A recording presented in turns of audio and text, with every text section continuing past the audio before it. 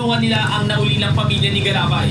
Nagpabalita pala sa Frontline, Dave Abuel, News 5. Mga kapatid, Cheryl Fosing po, maging maalam at may pakialam sa mga napapanahong issue at headlines.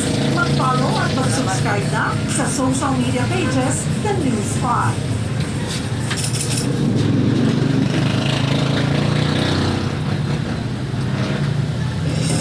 Ito ang GMA Regional TV News. Balita sa Visayas at Mindanao mula sa GMA Regional TV. Nauwi sa pamarilang surveillance operation sa Lapu-Lapu, Cebu. Sarah, anong update dyan? Rafi, patay ang isang pulis matapos barilin habang nagsasagawa ng nasabing operasyon. Ayon sa investigasyon, kasama ng biktima ang isa pang pulis nang pagbabarilin sila sa Barangay Sudlon 2. Sugatan sa insidente ang isa pang pulis. Posible umunong natiktikan sila ng mga sospek. Nag-alok na ng pabuya ang pulisya at ang lokal na pamahalaan para sa ikadarating ng 3 sospek.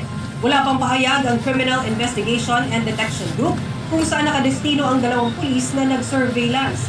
Hindi rin muna humarap sa media ang mga kaanak ng nasawi. Bilang-bilang muna tayo.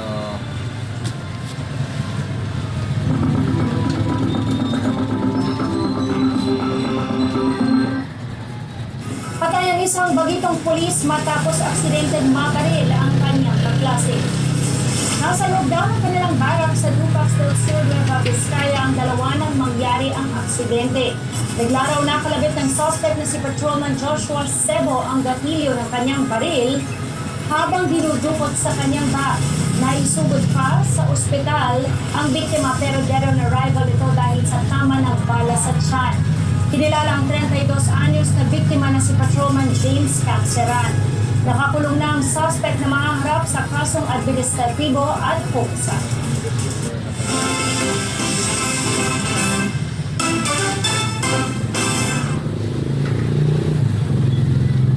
Patay ang isang lalaki na makipagbarilan siya sa mga responding pulis sa Taguig. Ang suspect, nagalit daw dahil hindi nakapagbayad ng utang ang kanyang kaibigan. Nasa frontline ng balita niya ng Mr. Exclusive ng News 5 na si Gary De Leon.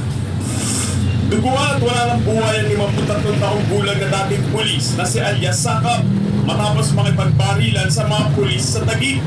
Bagong insidente, bumisita si Sakap sa bayan ng kaibigan niya si Alias Pala sa barangay Upper Bikutan para maningil ng utang. Pero nauwi sila sa pagtatalo. Sinubukan pang umawat ng kapatid ni Alias Pala hanggang sa bumulot ng baril si Sakap at pinaputukan ng biktima. Ang sabi po ng kapatid na nakasaksi na kagagaling lamang sa pamamalengke, nakita niya na umunod agad ng baril itong suspect at pinaputukan